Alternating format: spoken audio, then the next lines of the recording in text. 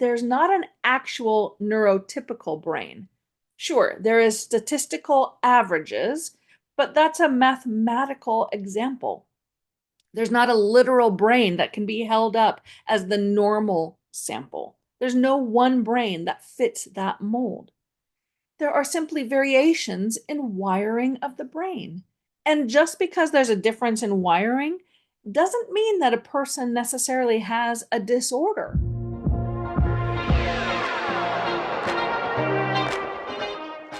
Welcome to the Foster Your Voice podcast with me, Christy Foster. After a 30-year career in music and theater, I never imagined I'd be coaching trial attorneys. But once I entered your world, I quickly realized how critical and underutilized voice is in the courtroom. The truth is, you don't win trials with brute strength. You win with your voice. I'll give you tools to unlock your voice so you can communicate not just with purpose, but on purpose. If you want quick action tips to help you stay calm and in control, keep jurors engaged, and inspire your listeners to action, all through the power of your voice, you're in the right place. I'm Christy Foster, and I'm here to help you foster your voice. Hello, Foster fam. So glad you're here, and I want to invite you to be with me in other places as well. I'd love to be connected via email, where I can send you weekly vocal tips and notices of these new episodes. I've also got some things in the works for a little later this year, and I want to make sure you are on the front end of getting all the deets. So visit fostervoicestudio.com and get on my mailing list. I'm also pretty active on Instagram and Facebook. So if you want daily tips and tricks, just some quick action ideas and short form motivation to take you on your path to vocal mastery, find me over on those platforms. Send me a DM and start following me there. My handle is at Foster Voice Studio, all one word, Foster Voice Studio. So I'll look forward to seeing you on the socials. In each of these weekly episodes, I like to share with you from my field of training and expertise, of course, but I also like sharing things that I'm learning right along with you. I have found that my learning gets solidified when I can teach what I'm learning. I don't know if you experience that too. It's just how it's always worked for me. I became a way better vocal performer once I began teaching vocal performance. So, last week we talked about the process of learning. That is how we move from knowledge acquisition to knowledge assimilation. And I shared just how frustrating that experience can be. I want there to be a direct correlation from knowing information about a goal I'm trying to attain to being able to attain that goal. And it frustrates me to no end that that's just not how it works. And I am pouting a little bit. Well, after sharing all this with my coach, she sent me a reel that she came across that just helped make a powerful perspective shift. I'll link the post in the show notes, but it was basically this. They drew a stick figure on one side of the paper and a straight arrow pointing to the word goal that was in a circle on the other side of the page. A nice direct path, my actions leading me straight to the goal. That's how I want it to work. But in reality, the second diagram she drew was a better representation of what actually happens.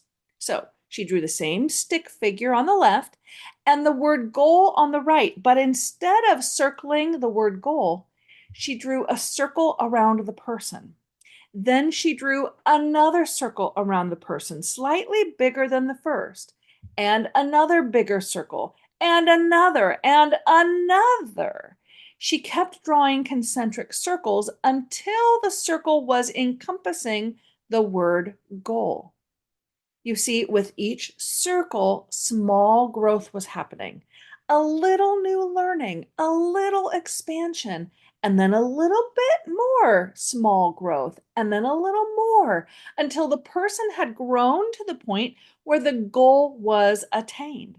All the small changes along the way expanding the person until they eventually reached their goal.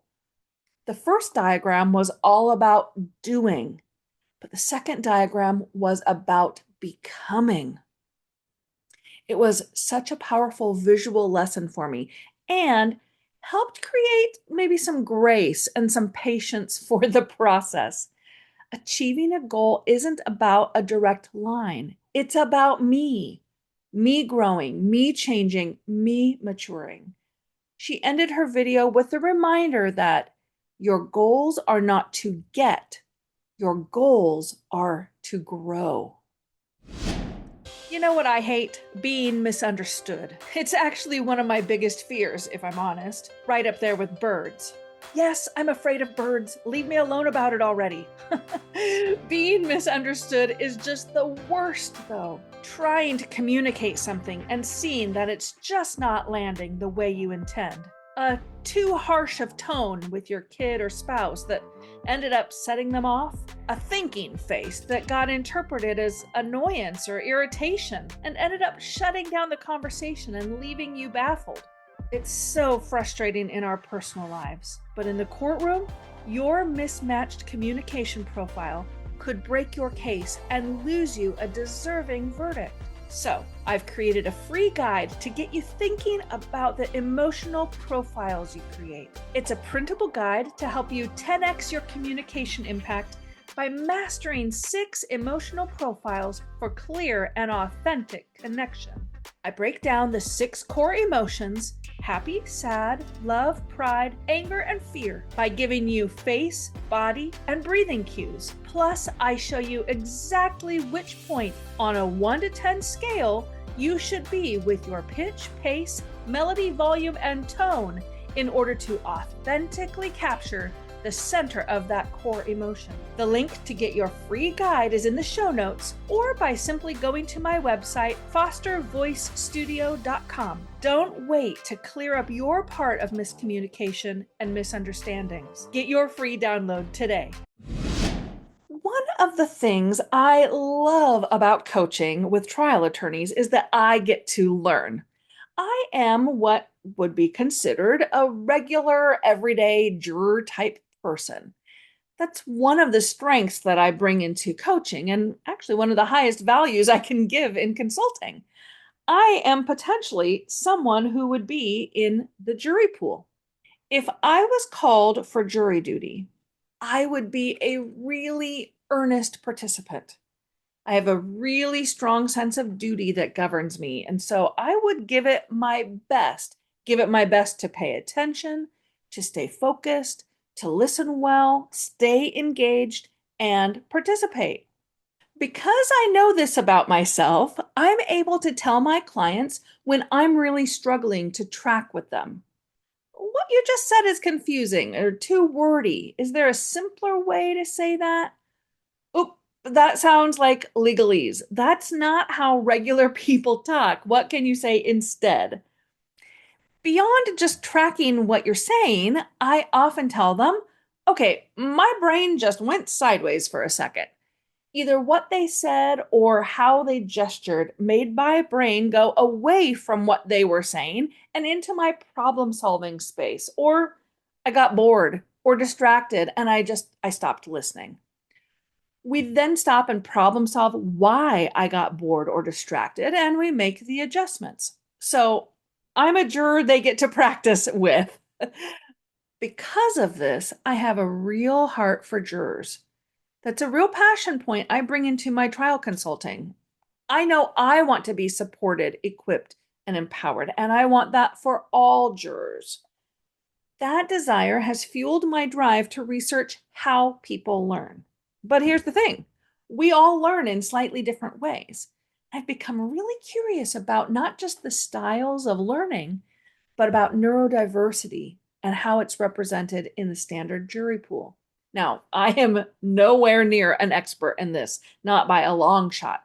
I'm just beginning my research and my discovery, so I'm not speaking today with any type of authority. But what I do want to do is prompt you, a trial attorney, to consider this diversity and make strategic efforts moving forward to be more inclusive and attentive to this issue.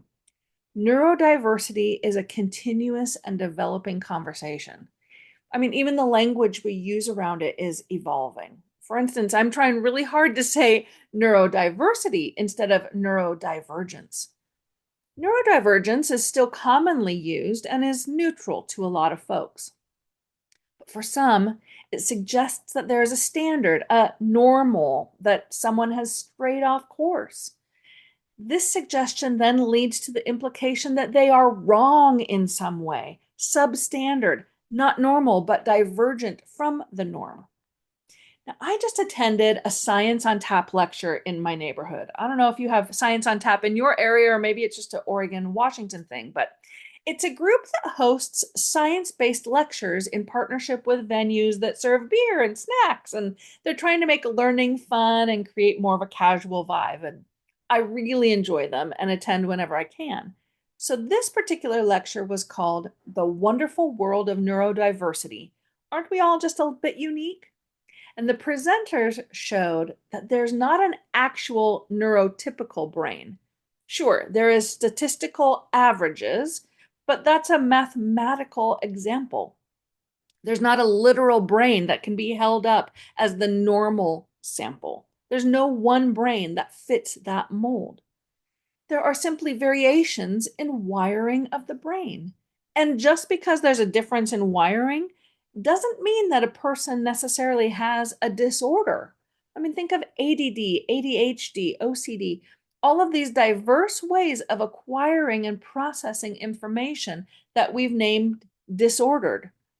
The Science on Tap presenters really brought home the truth about how language shapes our perceptions around neurodiversity and can do a disservice to us all. We are all unique and have unique ways of obtaining, processing, and internalizing information. All things you want your jurors doing. So it would behoove you to consider the obstacles that they face when called to jury duty, and then what are the options for affecting real change. So, what are the obstacles? Well, standardized jury instructions read aloud, and they're so long, and most of the time the judge keeps a really flat vocal affect. I mean, I've listened to judges and just died inside, wishing I could work with them on their vocals. If you are a judge and would like to work on your courtroom communication, send me a DM.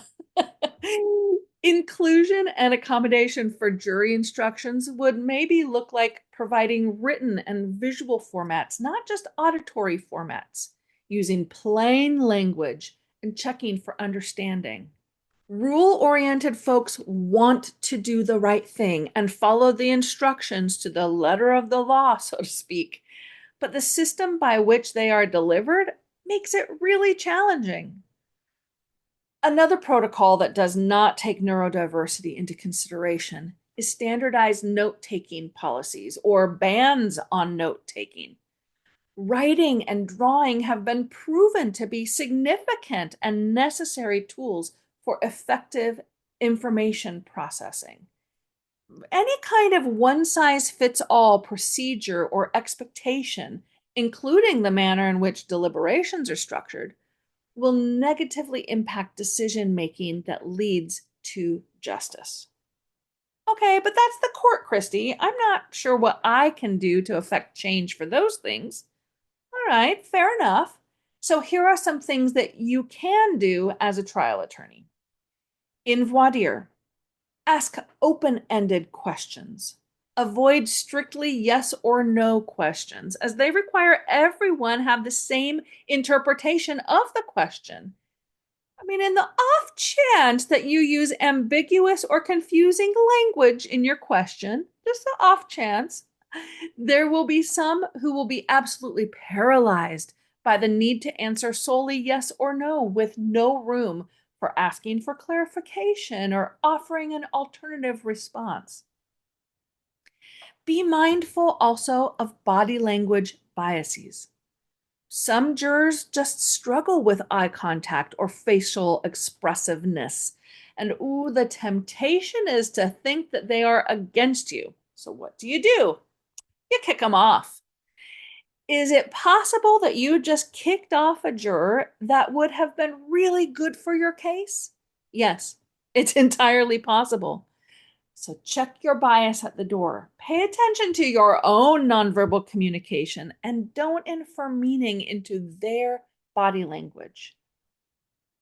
Now, I talk a lot about the power of pausing, but how much more important is it when considering inclusion of a neurally diverse jury panel? Allow for a pause after asking questions to accommodate different processing speeds. Everyone needs you to pause, but err on the side of longer than you want in order to bring folks along with you. Well, this is true in opening as well, and just throughout trial process. Vary your pace to support different processing speeds. Use a mix of verbal and visual communication tactics, but make sure to eliminate legal jargon and avoid overcomplicating your sentences. Break information into small, digestible chunks, and then be really intentional with your body language.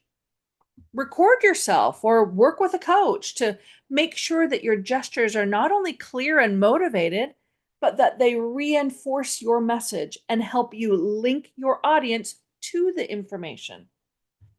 Finally, in your visuals, like a flip chart or PowerPoints, make sure that you are consistent with formatting and color coding. Remember, you know what you're talking about, and it all makes perfect sense to you.